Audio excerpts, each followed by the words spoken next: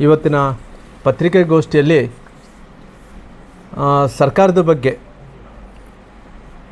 ಬಹುಶಃ ಅವರು 19ನೇ ತಾರೀಕು 20ನೇ ತಾರೀಕು ಆದ ನಂತರ ಏನೋ ಇವತ್ತು 3 ವರ್ಷಗಳ ಸಾಧನಾ ಸಮಾವೇಶವನ್ನು ಸರ್ಕಾರ ಮಾಡ್ಕೊತಾ ಇದೆ. ಈ 3 ವರ್ಷಗಳಲ್ಲಿ ಆ ಸರ್ಕಾರದ ಸಾಧನೆ ಏನಂದ್ರಿಗಿನ 100 ಸುಳ್ಳುಗಳು ಹೇಳಿರೋದೇ ಅದು ಸರ್ಕಾರದ ಸಾಧನೆ ಆಗಿದೆ. ಸಿದ್ದರಾಮಯ್ಯನವರು ಈ ಸುಳ್ಳಿನ ಮಾಲೀಕರವರು, ಡಿ ಕೆ ಶಿವಕುಮಾರ್ ಅವರು ಈ ಸುಳ್ಳಿನ ಸಾಕ್ಷಿದಾರರವರು. ಹಾಗಾಗಿ ಈ ಸರ್ಕಾರ ಸುಳ್ಳಿನ ಮೇಲೆ ಇವತ್ತು ಈ ಸರ್ಕಾರ ನಡೀತಾ ಇದೆ.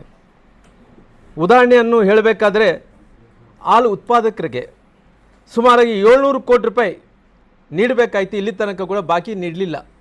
ಹಾಲು ಉತ್ಪಾದಕರಿಗೆ 700 ಕೋಟಿ ರೂಪಾಯಿ. ಜೊತೆಲಿ ಬಿತ್ತನೆ ಬೀಜಕ್ಕೆ ಸುಮಾರಾಗಿ 60% ಜಾಸ್ತಿ ರೇಟ್ ಮಾಡಿದೆ. ಅಂದರೆ ಏರಿಕೆಯನ್ನು ಮಾಡೋಂಥ ಕೆಲಸ ಆಗಿದೆ. 60% ಬಿತ್ತನೆ ಬೀಜಕ್ಕೆ. ದೇಶದಲ್ಲಿದ್ದಂಥ ರೈತರು ಆತ್ಮಹತ್ಯೆಗಳು ಕಡಿಮೆ ಆಗ್ತಾ ಇದ್ದಾವೆ. ದೇಶದಲ್ಲಿದ್ದಂಥ ಪ್ರಧಾನಮಂತ್ರಿಗಳಾದಂಥ ನರೇಂದ್ರ ಮೋದಿಜಿಯವರ ನೇತೃತ್ವದಲ್ಲಿ ದೇಶದಲ್ಲಿ ಇವತ್ತು ರೈತರ ಆತ್ಮಹತ್ಯೆಗಳು ಕಡಿಮೆ ಆಗ್ತಾ ಇದ್ದಾವೆ. ಆದರೆ ಕರ್ನಾಟಕ ರಾಜ್ಯದಲ್ಲಿ ಸಿದ್ದರಾಮಯ್ಯ ಸರ್ಕಾರ ಇವತ್ತು ರೈತರು ಸಾಕಷ್ಟು ಆತ್ಮಹತ್ಯೆಗಳನ್ನು ಮಾಡಿಕೊಂಡು ಇವತ್ತು ಆತ್ಮಹತ್ಯೆಗಳ ಭಾಗ್ಯವನ್ನು ಕೂಡ ಮುಂದುವರಿಸೋಂಥ ಕೆಲಸ ಈ ಸರ್ಕಾರ ಮಾಡ್ತಾ ಇದೆ. ನಾವು ಅಂದ್ಕೊಂಡಿದ್ವಿ ದೇಶದಲ್ಲಿ ಇವತ್ತು ರೈತರು ಆತ್ಮಹತ್ಯೆಗಳು ಕಡಿಮೆ ಆಗ್ತಾ ಇದೆ ಅಂದರೆ ಈ ರಾಜ್ಯದಲ್ಲಿ ಕೂಡ ಕಡಿಮೆ ಆಗಬೇಕಂತ ತಿಳ್ಕೊಂಡಿದ್ವಿ. ಆದರೆ ಇವತ್ತು ಸಿದ್ದರಾಮಯ್ಯವರು ರೈತರ ಆತ್ಮಹತ್ಯೆ ಭಾಗ್ಯವನ್ನು ಕೂಡ ಮುಂದುವರಿಸೋಂಥ ಕೆಲಸ ಕೂಡ ಮಾಡಿದ್ದಾರೆ.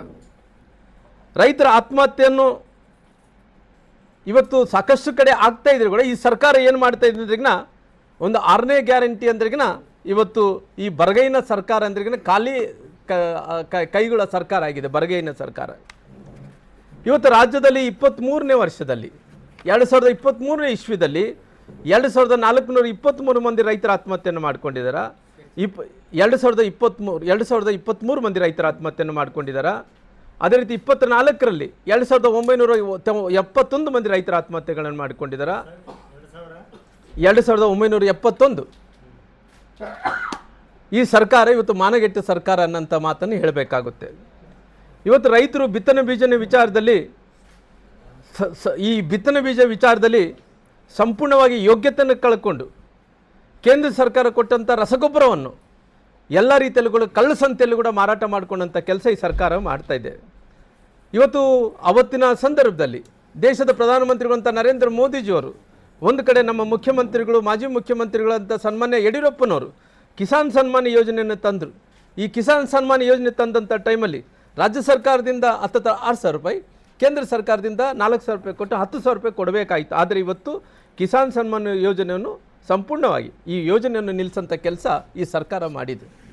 ಅದರ ಜೊತೆಲಿ ಇವತ್ತು ಸನ್ಮಾನ್ಯ ಯಡಿಯೂರಪ್ಪನವರು ಬೊಮ್ಮಾಯಿನವರು ಸೇರಿಕೊಂಡು ವಿದ್ಯಾನಿಧಿ ಯೋಜನೆಯನ್ನಂತ ತಂದರು. ರೈತರಿಗೆ ಇವತ್ತು ನಮ್ಮ ಸರ್ಕಾರ ಇದ್ದಂಥ ಟೈಮ್ ವಿದ್ಯಾ ಯೋಜನೆಯನ್ನು ತರೋಂಥ ಕೆಲಸ ಮಾಡಿದರು. ಆದರೂ ಕೂಡ ಸ್ಥಗಿತ ಮಾಡೋಂಥ ಕೆಲಸ ಈ ಸರ್ಕಾರ ಮಾಡಿದೆ. ಇವತ್ತು ಈ ಸರ್ಕಾರ 3 ವರ್ಷಗಳ ಸಾಧನೆ ಅಂತ ಇದ್ದಾರಲ್ಲ, ಈ 3 ವರ್ಷಗಳಲ್ಲಿ ಸಾಧನೆಗಳಲ್ಲಿ ವಿದ್ಯುತ್ ದರ ಎಷ್ಟು ಜಾಸ್ತಿ ಆಗಿದೆ, ಇವತ್ತು ನೀರಿನ ದರ ಎಷ್ಟು ಜಾಸ್ತಿ ಆಗಿದೆ, ಒಂದು ಕಡೆ ವಿದ್ಯುತ್ ದರ ಜಾಸ್ತಿ ಆಗಿದೆ, ನೀರಿನ ದರ ಜಾಸ್ತಿ ಆಗಿದೆ,